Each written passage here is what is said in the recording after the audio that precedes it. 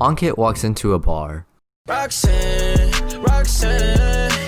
all she wanna do is fight. Hey, let me holla at your girl. What you reading? I'm reading Unbroken. Do you want to hear about it?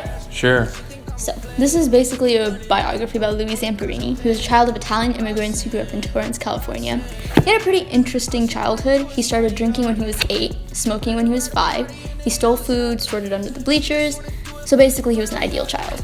That kind of sounds like me. That was sarcastic. Really? Yeah. Oh. To keep Louis out of trouble, his older brother, Pete, noticed Louis' exceptional speed and introduced him to track and field. After training for only a couple of years, Louis became an Olympic runner and attended the Olympics in 1936 in Germany. When he returned to the United States, he accidentally signed himself up into the Air Force and later became a bombardier in World War II. While on a search and rescue mission, Louis' plane, the Green Hornet, crashed in the Pacific Ocean. Only Louis and 2 others, Phil and Mac, survived the crash. Unfortunately, Mac would pass away, but after overcoming a miraculous ordeal of surviving 47 days at sea with eating only the fish and birds they caught and drinking rainwater, Louis and Phil were found by a Japanese boat. They had drifted so far in the ocean that they were now in Japanese waters. Louis and Phil were then captured by Japanese troops and sent to a prisoner of war camp in Japan. In these camps, Louis and his companions fighting for the Allies suffered for 2 years. Louis faced many physical and psychological hardships as officers singled him out for his Olympic background. The most violent Japanese officer Louis faced, Mutsuhiro Watanabe, nicknamed the Bird, would haunt Louis for many years, even after the war. Finally, in 1945, all the POW camps in Japan were liberated, and Louis was finally able to return to America. However, with his return, Louis' life spiraled out of control. He had an impulsive marriage with Cynthia Applewood and struggled with alcoholism and untreated PTSD. After Louis almost killed his daughter, Cynthia dragged him to a sermon by Reverend Billy Graham, and it was through him that Louis became a Christian and began to recover from his emotional scars, giving him closure and a sense of forgiveness towards his captors. He then spent the rest of his life as an inspirational speaker and a leader at the highly successful Victory Boys Camp, which he created to help boys lost in their lives. Hillenbrand's intent for writing this novel is to commemorate Louis and all of the soldiers who fought during World War II, as well as to enlighten people on the hardships and unethical conditions that they faced.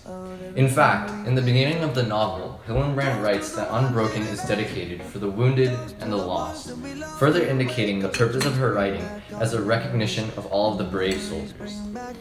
Someone's calling me. Who dis? It's me, Bill Nye, the science guy. To give more context on Louis and the war, Laura Hillenbrand begins her biography with the illuminating remembrance from Louis Zamperini's multicellular developing diploid phase, or in short, his childhood, you uncultured biologist. Through her clever symbolism and action-packed language, Hillenbrand paints a picture of Louis Zamperini's childhood in order to foreshadow the events of the war and give a first impression of Zamperini's character. As the Zeppelin, a German balloon-shaped airship under the Newtonian gravity of negative 9.8 meters per second squared, passed through the town of Torrance in California, Zamperini felt its rumble in the dead of night, but could see only the blackness of the space it inhabited. The ship relays the feelings of darkness later felt by Americans during the war toward Nazi Germany, creating a sense of alarm and concern for the likely hardships Zamperini will soon face. In addition, Hillenbrand describes Louis' rush of wanting to see the airship with a burst of energy. He quickly sat up in bed, raced down the stairs, slapped open the back door, and lopped onto the grass. The energetic diction creates a fast-paced persona for Louis, drawing on his quick reactions and future career in track. What about the Tamimis? The what? The Tamimis. Huh? The Tamimis. You mean themes? Oh yeah, that. Well, Unbroken highlights that belief in faith can bring someone out of darkness. When Louis and his crewmates were stuck at sea for the 6th day without water, they bowed their heads together and prayed. If God would quench their thirst, Louis vowed that he would dedicate his life to him. Miraculously, the next day, rain poured down from the sky and kept them from dying of dehydration. After the war, Louis went into a downward spiral, becoming an alcoholic to forget the trauma he endured during the POW camp. He almost completely lost himself, but when Cynthia took him to Billy Graham's sermon, Louis discovered his connection with God and promised to serve him. After Graham's second sermon, Zamperini turned his life around, throwing out his alcohol, becoming religious, and opening an outdoor camp for troubled boys to help put them back on the right track.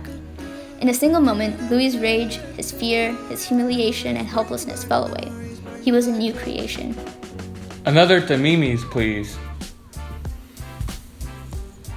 Another themimi is that survival and resilience can make a person physically and mentally stronger.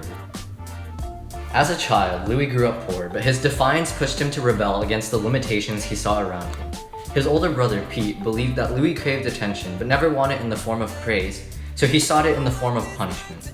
Pete helped straighten Louis out by giving him a new challenge, running.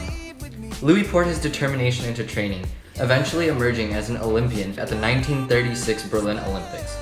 This experience helped to build up the resilience that allowed Louis to survive the war. Yet, Louis' resilience made him able to withstand the war, but also made him less able to handle reintegration into normal civilian life afterward. Psychological wounds and vivid flashbacks would feel like a belt buckle cracking into his head, pain like lightning over his temple. Louis' old methods of fighting obstacles seemed to make his situation even worse. It was only when Louis found a new kind of resilience, a belief in God founded on acceptance rather than defiance, that he could heal and remake his civilian life. Wow, I want to read this book so bad. Badly. Same difference. Well, I have something to ask. Yeah? Can I have your book? Yeah, sure. Thanks. Do you also want my number so we can talk about the book later? Okay. And here we end our story with the joke of the day. Ankit walks into a bar and comes out with two gifts, the gift of knowledge and the gift of a number. Of course, it's just the joke of the day, as this would never happen in real life.